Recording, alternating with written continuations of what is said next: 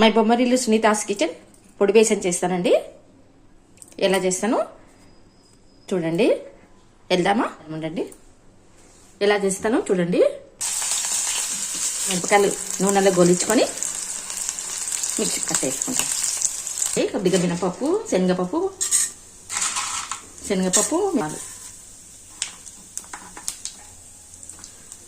మినపప్పు అండి. కొంచెము ఎక్కువ వేసుకోవాలి పొడి బేసన్కి.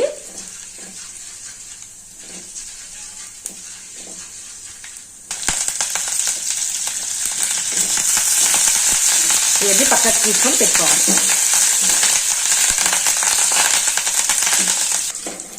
ఇవన్నీ ఇట్లా పక్కకు పెట్టేసుకున్నాక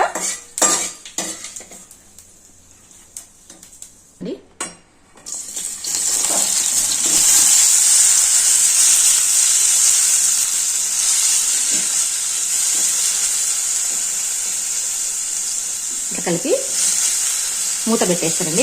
మనము వాటర్ వేయకూడదు. వాటర్ వేయకుండా మనం మూత పెట్టిన ఆవిరితోనే ఉడికిపోవాలండి. మంచిగా ఇట్లా దగ్గర చేసి సన్న మంట మీద ఉడికిపోవాలండి. బీరకాయ బాగుంటుంది. ఉప్పు అండి, ఉప్పు,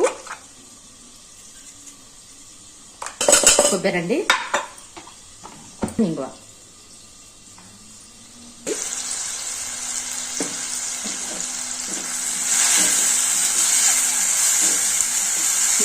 నీళ్ళు వేయలేదు కదా, ఇంత బాగా ఉడికిపోతుంది చూడండి. ఆవిరికి వచ్చి సన్నగా మంచిగా ఇటుగా ఉడకాలండి. శనగపిండి ఒక 3 స్పూన్లు శనగపిండి అండి. కొని మళ్ళీ తిప్పాలండి. కారం కొంచెం తిప్పినాక మళ్ళీ శనగపిండి వేసి తిప్పుకోవాలి.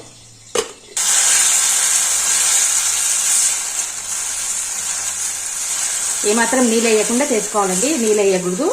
అంతా నూనెలోనే ఉడికిపోవాలి. అందుకే మూత పెడితే కొంచెం ఆవిరి పడి బాగా ఇప్పుడే మెత్తగా బాగా ఉడికిపోతుంది.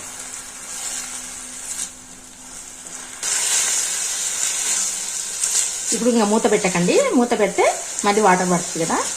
ఇవన్నీ కొద్దిగా తడింది కదా అన్నాక అప్పుడు కర్రీ ఎలా ఉంటుందో చూపిస్తాను. మళ్ళీ చూడండి, మిక్సీ పట్టినది కారం ఇట్లా ఉంది.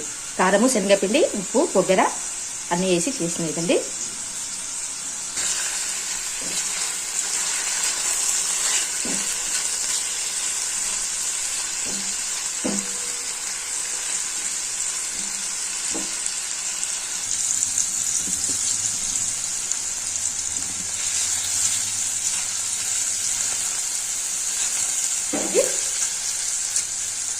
ఇంత దగ్గర కనుక్కొని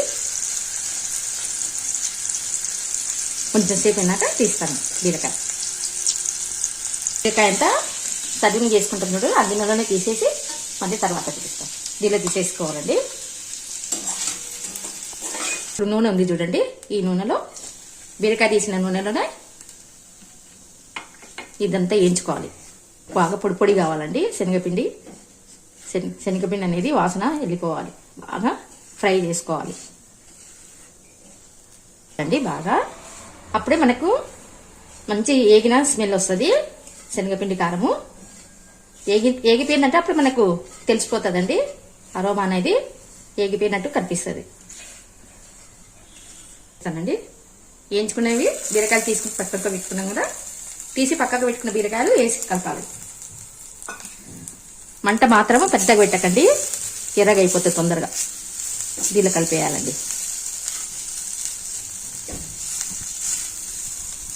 చాలా బాగుంటుందండి కర్రీ. ఎంత బాగుంటుంది అంటే అంత బాగుంటుంది. కరెక్ట్ అండి, కరెంట్ పోయింది వచ్చేది. అంత చాలా బాగుంటుందండి కర్రీ. తిన్నారంటే వదిలిపెట్టరు, అంత బాగుంటుంది. ఇట్లా ప్రెస్ చేసి వేయించుకోండి.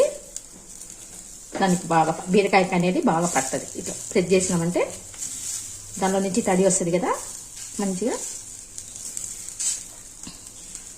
పొడి అనేది బాగా అతుక్కొని ఉంటుంది. ఇట్లా చూడండి, ఇట్లా అన్నామంటే బీరకాయ మెత్తగైన వాటర్ అంతా వచ్చేసి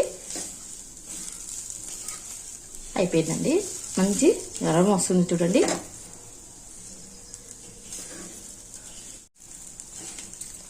వేయించి పెట్టుకున్నా మనం పోపు దినుసులన్నీ తినేసేసేయాలి.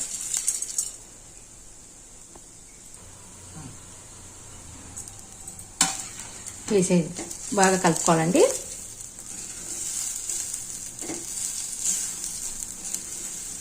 శనగపప్పు మినపప్పు భలే ఉంటాయండి తగులుతుంటే తినేటప్పుడు.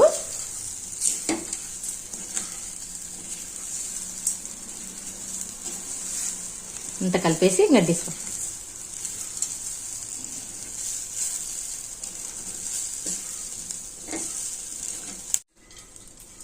అయిపోయిందండి. బౌల్ తీసుకున్నాం. సర్వింగ్ చేసి